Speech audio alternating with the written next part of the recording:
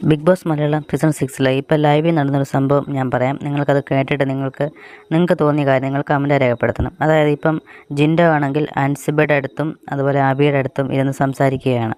അതായത് കുറച്ച് നേരം മുമ്പ് ജിൻഡോ അതിൽ നടന്നു വന്ന സമയത്ത് ജാസ്മിനും ഗബ്രിയും കൂടി ഇരുന്ന് സംസാരിക്കുന്നത് യാദൃശ്ചികമായിട്ട് ജിൻഡോ കേട്ടു. അതിനെക്കുറിച്ചാണ് ഇവിടെ അൻസിബയുടെ അടുത്തും അബിയുടെ അടുത്തും ജിൻഡോ പറയുന്നത്.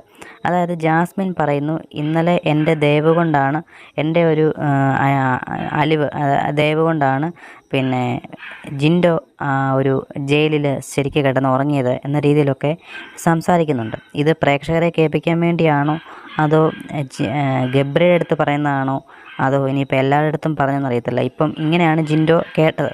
അപ്പോൾ ശരിക്കും പറഞ്ഞാൽ നമ്മൾ ഇന്നലെ രാത്രി ലൈവ് കണ്ടവരാണ്, നമുക്കറിയാം. ശരിക്കും പറഞ്ഞാൽ ജിൻഡോ ആണ് ജാസ്മിന് കിടക്കാനുള്ള സ്പേസ് കൊടുത്തതും ജാസ്മിനാണ് ജിൻഡോയുടെ മുകളിൽ കാല് വെച്ചിട്ട് ഇങ്ങനെ കിടന്നുറങ്ങിയതും.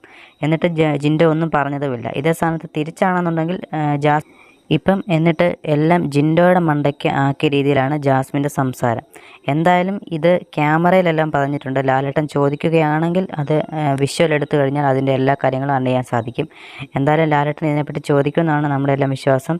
എന്തായാലും നിങ്ങൾക്ക് ഇതിനെപ്പറ്റിയുള്ള ധാരണ, നിങ്ങൾക്ക് ലൈവ് കണ്ടവരാണെങ്കിൽ നിങ്ങൾക്ക് നിങ്ങളുടെ അഭിപ്രായങ്ങൾ കമൻറ്റായി രേഖപ്പെടുത്തുക. ഇല്ലെങ്കിൽ നിങ്ങൾക്ക് ഈ ഒരു സംഭവം നിങ്ങൾക്ക് മനസ്സിലായെങ്കിൽ ഈ ജിൻഡോയുടെ ഭാഗത്താണോ ജാസ്മിൻ്റെ ഭാഗത്താണോ ശരിയെന്ന് നിങ്ങൾ കമൻറ്റിലൂടെ രേഖപ്പെടുത്തുക.